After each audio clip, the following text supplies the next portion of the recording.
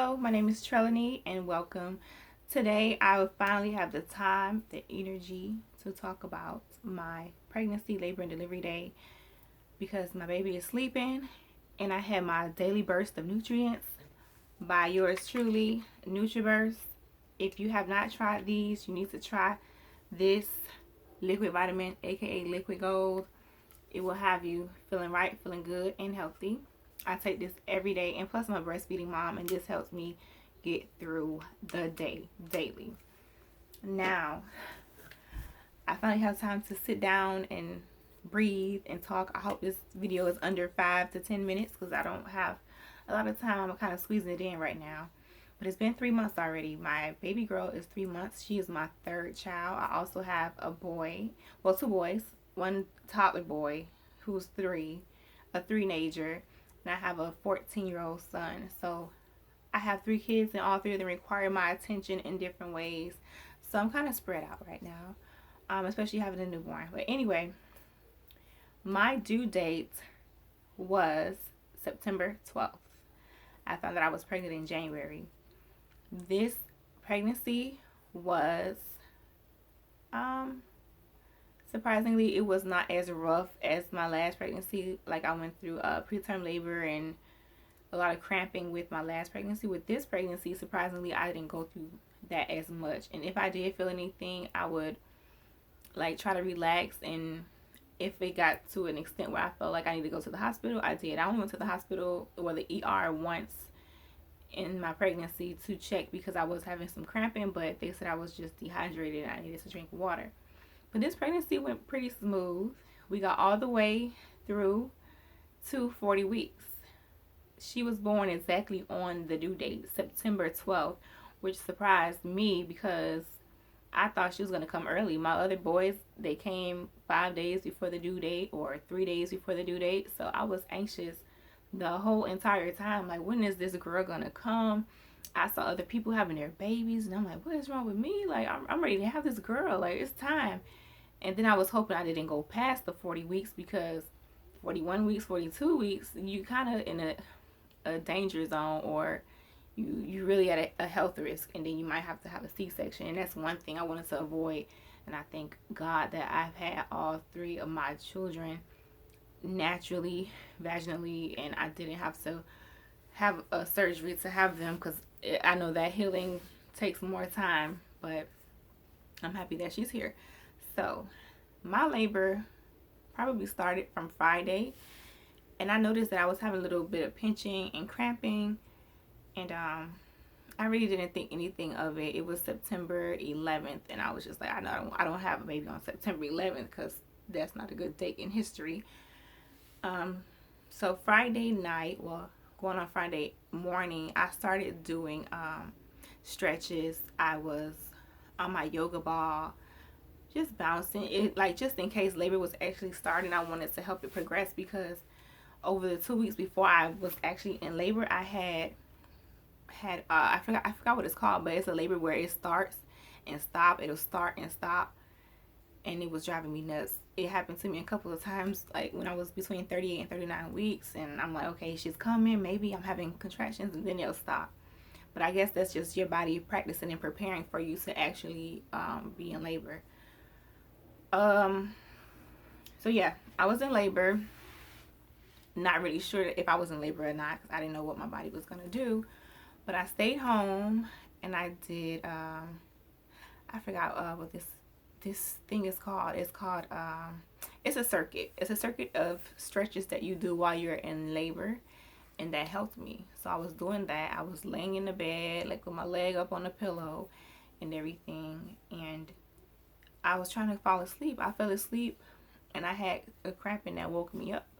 And once that cramping woke me up, I knew that this might be the real deal. This might be the real thing.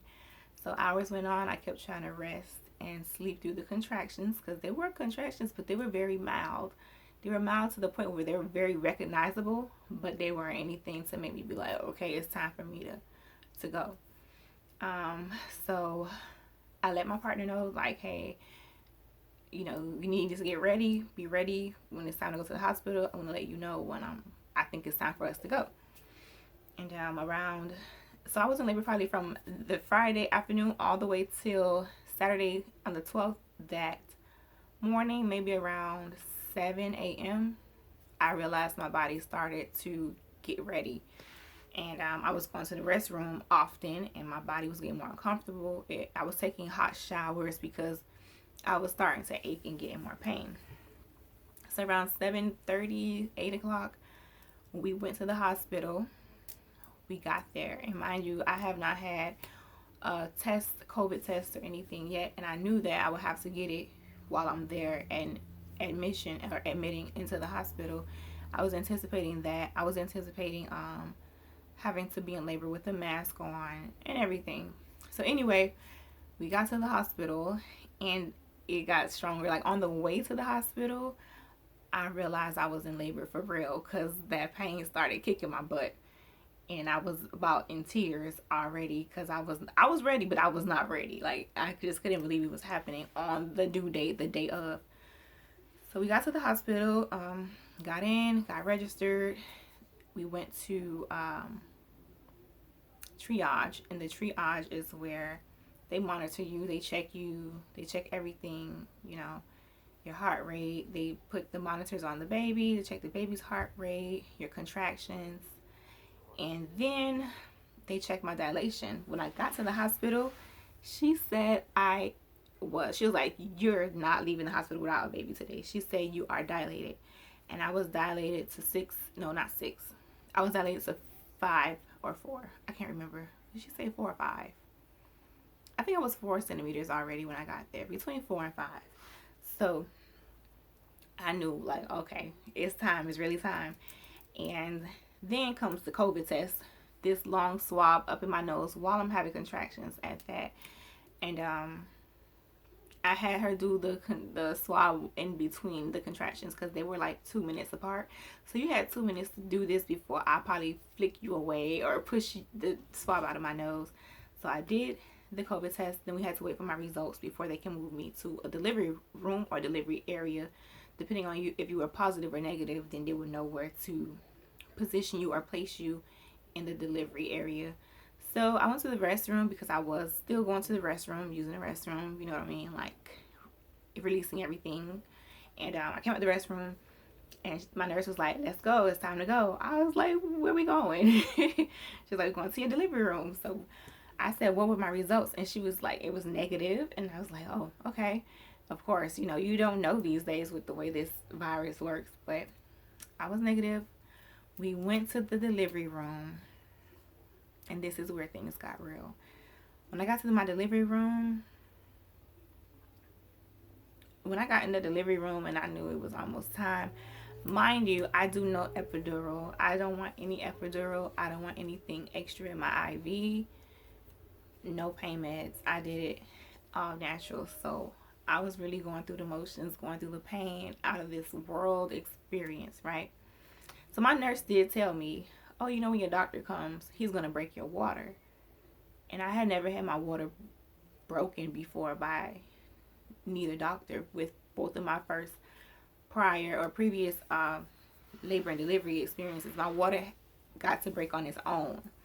But I guess by this time, by my doctor being there, like he was actually actively there, he broke my water, and I hated that experience. With my first son, my water broke on its own. When I got to maybe 7 centimeters, it broke on its own.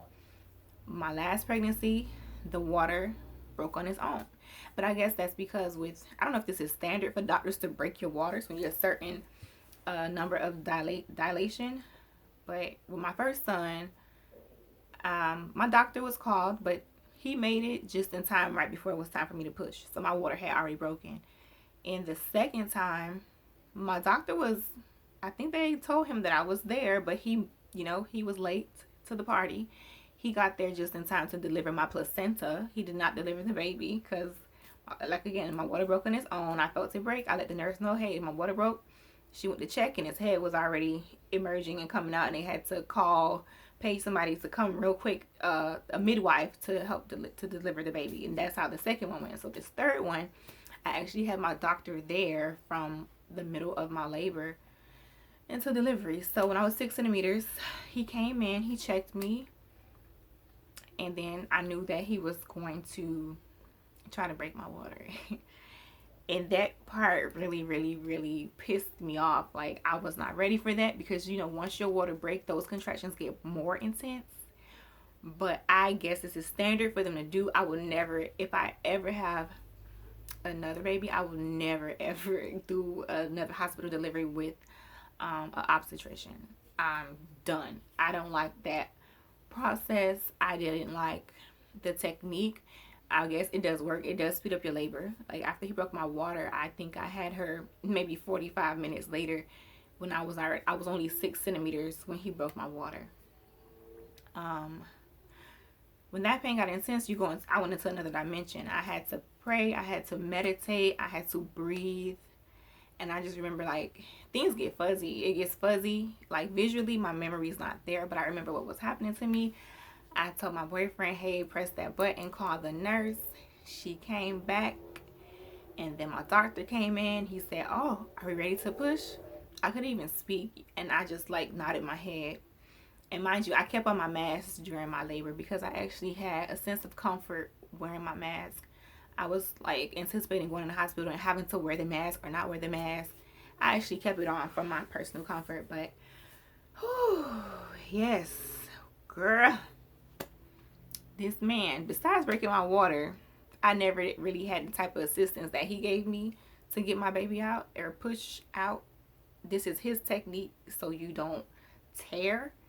But yeah, as I was pushing, I could feel him gathering his doctor fingers to place them on the circumference of my delivery canal and pushing like this. He was going around, and like stretching. So as the baby was coming out, I can feel him like making way for her head and like telling me to push. So as I'm pushing, he's pushing outward, so I guess I wouldn't tear. But that was another thing he did that I did not like. I was not comfortable with that. But his technique worked. The only thing is that I had to push so hard because he made my labor progress faster. I was used to, my babies was basically ready to come out. I pushed hard or gently, and a couple of times and they were out. This time, it's like she was there, but she wasn't fully there to come out. And I had to push very, very, very hard. I had to push so hard to have her.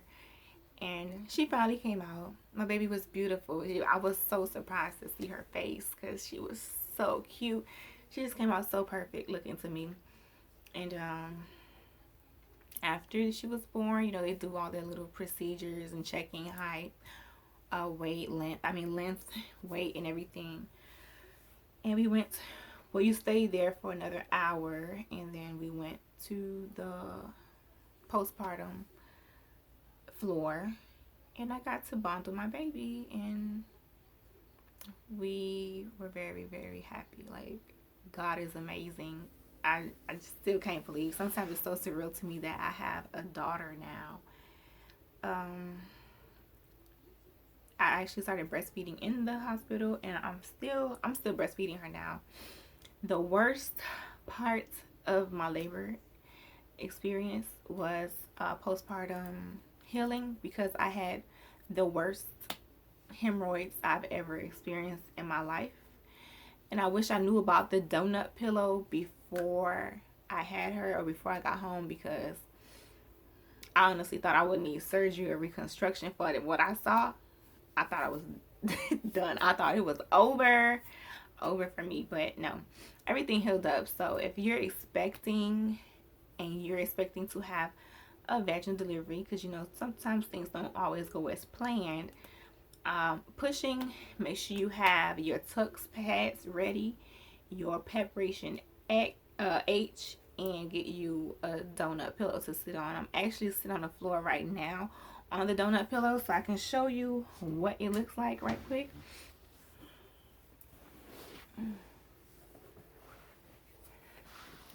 This is a donut pillow. Well, a round pillow that you can order from anywhere. You can order from anywhere, but I ordered this one through my insurance.